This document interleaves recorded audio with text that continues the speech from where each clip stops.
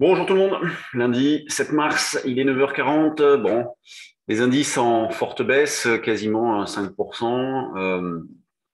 Évidemment, pas facile à commenter cette situation-là. Dans la continuité de la semaine dernière, semaine dernière, le CAC a perdu 10%.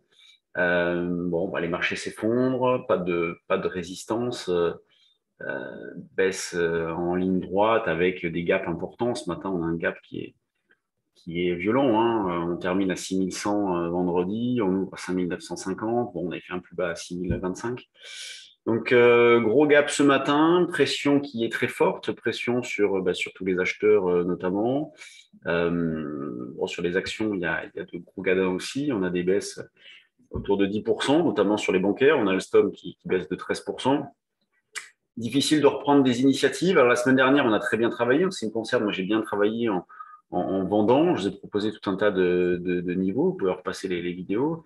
On a pu faire de jolis écarts. Là, ce matin, moi, je m'étais mis à 933. Donc, après, une fois qu'on avait déjà baissé, je m'étais mis à 933 et bon, voilà, on s'arrête à 903. Du coup, après, je me suis mis à 903, mais moi, je n'ai pas été fait. Là, on a refait un plus bas. Donc, faut toujours essayer de travailler à la vente. C'est vrai que psychologiquement, c'est quand même compliqué de vendre sur ces niveaux de prix-là. Alors, la possibilité, c'est peut-être d'aller du côté de la volatilité, puisqu'on a une volatilité qui est très forte. Bon, sur le CAC, il n'y a absolument rien, donc c'est un peu la fin là, de Ronext. Sur les options, on peut rien faire. Mais quand je regarde, par exemple, le DAX, l'option à la monnaie, on a une volatilité de 56. Vous voyez, plutôt que, par exemple, vendre des futurs, vendre des calls, c'est pas mal, hein, ça fait des marges d'erreur très importantes. Le 12005 échéance mars, il vaut plus de 500. Donc, c'est quand même assez intéressant.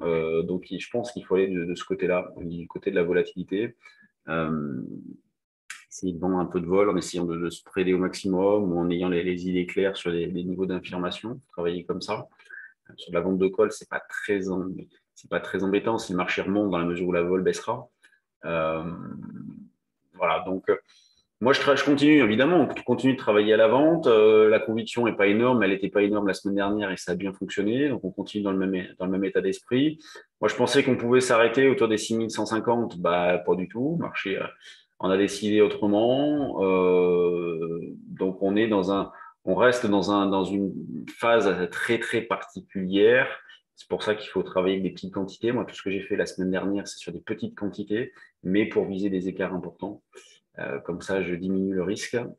Et donc, en ce qui concerne la vente, pourquoi pas, qu'est-ce qu'on pourrait prendre? Ça va très vite, hein. On était à 820 il y a quelques secondes, là on est déjà à 30-40 points en dessous. On pourrait prendre éventuellement à 800, autour de 850, 60, et puis ensuite 900. Moi, j'y suis autour de 900.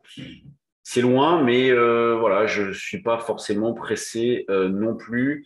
En tout cas, ce qui est très agréable, c'est de ne pas se faire embarquer dans la situation actuelle. Moi, j'ai rien du tout, hormis des achats de colle que j'ai fait sur différents niveaux de prix. Bon, c'est sûr qu'ils valent plus grand-chose, mais au moins ces achats de colle-là m'ont empêché de faire des bêtises. Donc, voilà, je suis assez content. Là, j'ai toutes mes cartouches pour attendre le bon moment. Voilà, maintenant, c'est plus une question de timing presque que de niveau de prix. Attendre le bon moment, que ça se calme un petit peu. Sur les actions, il y a des choses à faire aussi. On va regarder les actions juste après. Vous voyez, sur le DAX, dans le même esprit, pour vous donner des repères. Bon, ce matin, je proposais une vente vers 12 780, 800. Bon, on n'y est pas allé, hein, puisqu'on s'est arrêté à 600 et quelques. Donc là, bon, on pourrait reprendre ce niveau-là, 665 pour vendre un peu. Oui, c'est loin, hein, c'est sûr. Mais on n'est pas pressé à la minute non plus. Vaut mieux patienter, attendre une bonne opportunité plutôt que faire pour faire et se retrouver dans la galère si jamais justement une belle opportunité s'offre à nous. L'eurodoll, bon, fait un 0,820 cette nuit. C'est pareil, hein, il continue de se dégonfler à vitesse grand V.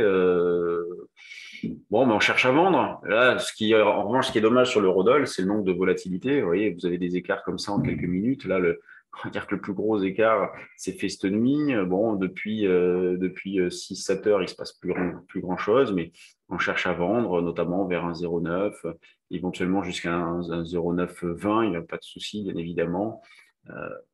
Donc, on travaille à la vente sur l'euro-dollar sans véritablement se fixer d'objectifs majeurs. C'est un peu ce qu'on fait également sur les indices. On ne se fixe pas tellement d'objectifs. On avait comme objectif assez intéressant 6150. Bon, elle a été explosée. Bon, maintenant, on laisse filer. De toute façon, ça dépend tellement de ce qui se passe en Ukraine. Pas forcément se fixer des objectifs dans cette phase-là. Il faut continuer de faire le job. À la rigueur, il faut chercher des niveaux d'infirmation de vente et puis voir ce qu'il y a possibilité de faire sur la volatilité, ce que je vous disais tout à l'heure. Sur les actions, début de séance, début de semaine très compliqué. Alstom, on en a parlé plusieurs fois lors des lives du vendredi. Je vous disais que franchement, ça servait à rien d'en faire, que le niveau d'opportunité était proche de zéro. Elle était moche avant qu'il y ait la crise, elle est de plus en plus moche. Vous avez les bancaires, vous voyez, SocGen, on est à 50% de baisse depuis le point haut. Hein. C'est méchant, hein. Le Crédit Agricole, passé de 14 à 9, donc on n'y est pas, hein, au 50. La BNP va bien baissé aussi. Ces valeurs-là sous-performent lourdement, hein, ce matin. Veolia, c'est pas beau, vous voyez, le gap là, c'est épouvantable ça. J'avais mis une alerte ici, je ne sais pas trop à quoi ça correspond, peut-être essayer de gratter par là. Donc, après, il y a des valeurs qui sont sur des niveaux de rebond si possible. Tout à l'heure, je regardais Kering. Kering, si on revenait dans la zone 505-515, à un moment donné, ça devient quand même tentant.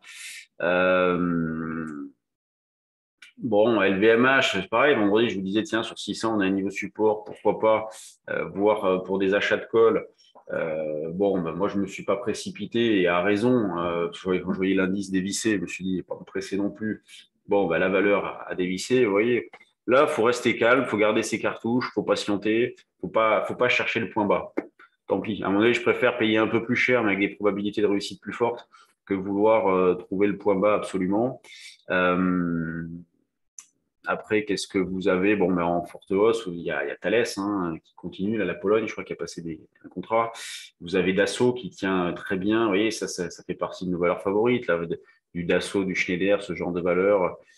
Ça tient plutôt pas mal. Là, vous avez Stellantis là, qui se fait dessouder. Donc Stellantis, on arrive sur une grosse zone support autour des 20. C'est pareil, hein, on se pose des questions. Elle a presque divisé par deux. Elle a divisé par deux par rapport à mars 2021. Donc, même là, 38, quasiment 20, il y a pas... ça va très vite. Sur les mid et small, je pense qu'il faut toujours rester à l'écart. Alors oui, tous les jours, on peut trouver une ou deux pépites, hein, mais franchement, c'est passer beaucoup de temps et c'est prendre des risques importants pour pas grand-chose, je trouve. Vous avez Valneva qui est en forte baisse ce matin, vous avez Atari, vous avez Alstom, vous avez Coface, vous avez Air France. Qu'est-ce qu'on a? On a Casino qui se fait dessouder. Moi, j'en ai via des options du Casino, donc c'est pas terrible. Albioma, Orpea qui revient direct en arrière, emporté par la marée. Worldline, gap à la baisse, c'est pas joli. On a fait une sorte de rectangle, elle en sort par le bas. Donc, tout se fait dessouder. Tiens, Soitec, c'est une valeur pas vilaine, ça. Soitec qui part à la baisse aussi. C'est très, très particulier comme phase. Donc, soyez prudents. En tout cas, nous, on appelle à la méfiance depuis pas mal de temps. On travaille vendeur. Ça, c'est important. Encore mardi dernier sur BFM, quand on était 800 points au-dessus, je disais je vends, je continue de vendre encore cette semaine-là. Psychologiquement, c'est pas facile, ça je vous l'accorde. Mais on a un directionnel qui est baissier, vente des calls éventuellement pour profiter de la vol qui est élevée, vous voyez, en remplacement de vente de futur, vente du call, et je me crée des marges d'erreur de 200, 300, 400, même 500 points, comme on l'a vu sur le DAX tout à l'heure. C'est tout à fait envisageable dans une logique, on va dire, intraday quelques jours. Voilà ce que j'avais à vous dire. Bon, j'espère que ça vous aide dans vos décisions. C'est le but. Et puis sur ce, je vous laisse et puis on se retrouve donc demain. Allez, bye bye.